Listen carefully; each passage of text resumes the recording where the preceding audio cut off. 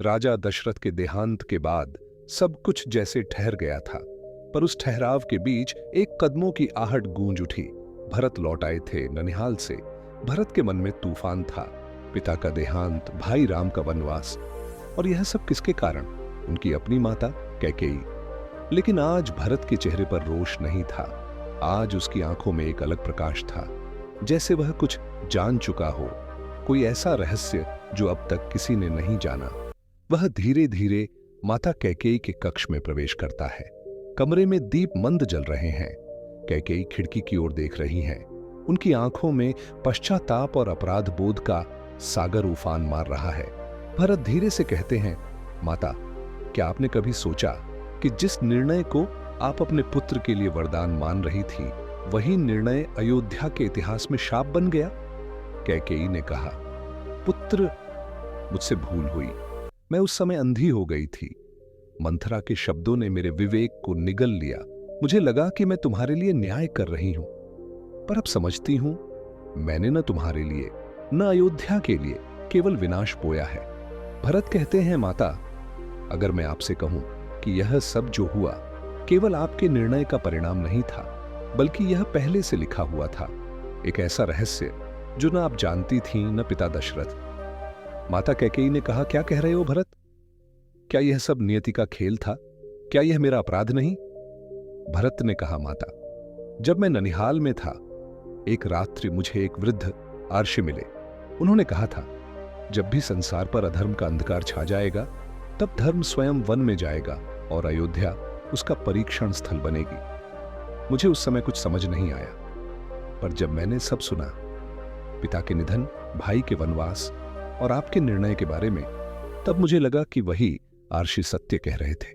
माता कैकेयी ने कहा, तो क्या राम का वनवास कोई दंड नहीं, बल्कि कोई उद्देश्य था? भरत कहते हैं, हां माता, वनवास केवल राम के लिए नहीं था, वह अयोध्या की आत्मा का शुद्धिकरण था, और आप उस नियति की भूमिका थी। माता कैकेयी ने कहा, पुत्र, यदि यह सब नियति थी तो फिर मैं क्यों अपराधिनी बनी? क्यों सब मुझे श्राप दे रहे हैं? भरत कहते हैं, क्योंकि माता, हर महान कर्म के पीछे कोई एक ऐसा पात्र होता है जिसे संसार दोष देता है, पर वही पात्र इतिहास बदल देता है। आपने राम को वन भेजा, पर उसी से रावण का अंत संभव हुआ।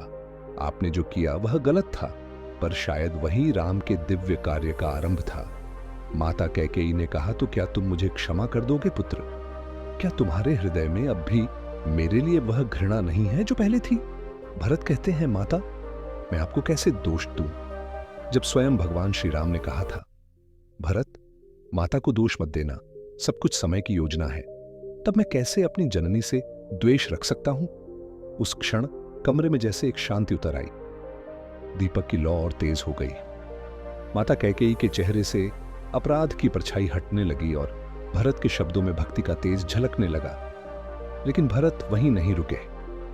उन्होंने धीरे से कहा, भरत कहते हैं, माता, अब जो मैं बताने जा रहा हूं वह बात मैंने आज तक किसी को नहीं बताई।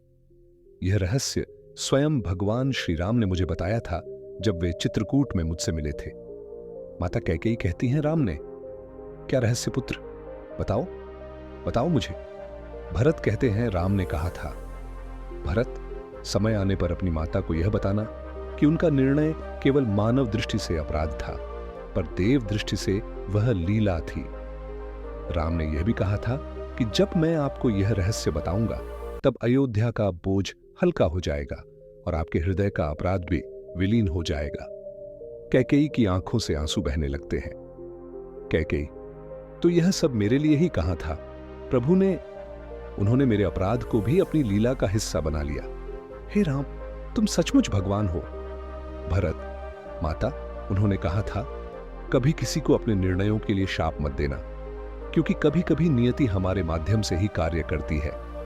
आप माध्यम बनी और राम का कार्य पूर्ण हुआ। कमरा शांत हो गया। कैकेयी ने अपने दोनों हाथ भरत के सिर पर रख दिए। उनकी आंखों से आशीर्वाद के आंसू गिरे, जैसे वर्षों का बोझ आज उतर गया हो। लेकिन यह तो बस शुरुआत थी। भरत के मन में अभी एक और रहस्य था जो उन्होंने अब तक किसी से नहीं कहा था। वह रहस्य रावण के अंत से पहले भगवान श्री राम ने भरत को जो संदेश भेजा था, उसी का था। माता कैकेयी के नेत्रों से आंसू बह रहे थे। भरत ने उनके चरणों में सिर झुकाया। कक्ष में दीपक की लौ अब स्थिर थी, मानो अयोध्या की वेदनाएं शांत होने लगी हों। कुछ देर मौन रहा, फिर भरत ने गंभीर स्वर में कहा, भरत, माता, अब वह रहस्य सुनिए जो भगवान श्री राम ने मुझे तब बताया था जब मैं चित्रकूट में उनसे मिलने गया था। कैकेयी धीरे से, पुत्र, वह दिन तो मेरे जीवन का सबसे कठिन दिन था। तुम राम के पास गए थे और लौटे भी बिना राजगद्दी लिए। कहते हैं तुमने राम के चरणों में चप्पलें रख दी थीं। क्यों? क्यों तुमने अपने अधिकार को त्याग दिया? भरत, माता, वही तो रहस्य था। जब मैंने श्री राम से कहा, भैया, अयोध्या आपके बिना अधूरी है, मैं राजा नहीं बन सकता, तब राम ने मुस्कुराते हुए कहा था, भरत, यदि तुम राजा बनो तो अयोध्या मेरे लिए नहीं, तुम्हारे लिए पवित्र होगी। मैंने कहा, भैया, मैं आपसे बड़ा नहीं हो सकता। राम ने तब अपने धनुष को भूमि पर रखा और बोले, भरत, जो अपने अधिकार का त्याग करता है वही सच्चा राजा होता है। जो गद्दी चाहता है वह राज्य का स्वामी होता है, पर जो गद्दी त्यागता है वह धर्म का रक्षक बनता है। कैकेयी आश्चर्य में, तो उन्होंने तुम्हें राजा कहा था? भरत, नहीं माता, उन्होंने मुझे धर्म का सेवक कहा था। और तब उन्होंने मुझे एक संकेत दिया। उन्होंने कहा, भरत, समय आने पर तुम्हें अपनी माता को एक संदेश देना होगा। वह संदेश वही होगा जो मेरे वनवास का अंतिम कारण है। कैकेयी कांपते स्वर में, अंतिम कारण? तो क्या वनवास का असली कारण कुछ और था? क्या वह केवल मेरे वरदानों की वजह से नहीं हुआ? भरत, नहीं माता, आपके वरदान केवल माध्यम थे। वास्तविक कारण रघुवंश पर आया एक अदृश्य श्राप था। कैकेयी, श्राप? किसका श्राप पुत्र? बताओ। भरत, राजा दशरथ के पूर्वज राजा दिलीप, उन्होंने एक बार कामधेनु की पुत्री नंदिनी का अपमान किया था। नंदिनी ने तब कहा था, तेरे वंश में ऐसा राजा जन्मेगा जो अपने प्रिय पुत्र से वियोग की अग्नि में तपेगा और उसी वियोग से धर्म का उदय होगा। माता, वही श्राप पूरा हुआ। पिता दशरथ को वही वियोग मिला, राम का वनवास, और आप नियति की उस अग्नि की चिंगारी बनी। कैकेयी सिसकते हुए, तो मैं उस श्राप का उपकरण थी? हे देवों, मैंने क्या कर दिया? भरत, नहीं माता, आपने कुछ नहीं किया। आपने केवल वह किया जो नियति ने आपसे करवाया। राम का वनवास श्राप नहीं, धर्म की पुनर्स्थापना थी।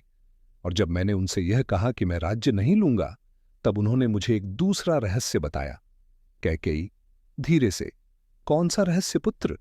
भरत, उन्होंने कहा, भरत, जब मैं वन से लौटूंगा तो अयोध्या वैसी नहीं होगी जैसी अब है, क्योंकि तब हर प्राणी अपने भीतर के रावण से युद्ध करेगा, और वह युद्ध तभी समाप्त होगा जब कैकेयी अपने अपराध को त्याग कर अपने पुत्र की आंखों में धर्म देखेगी।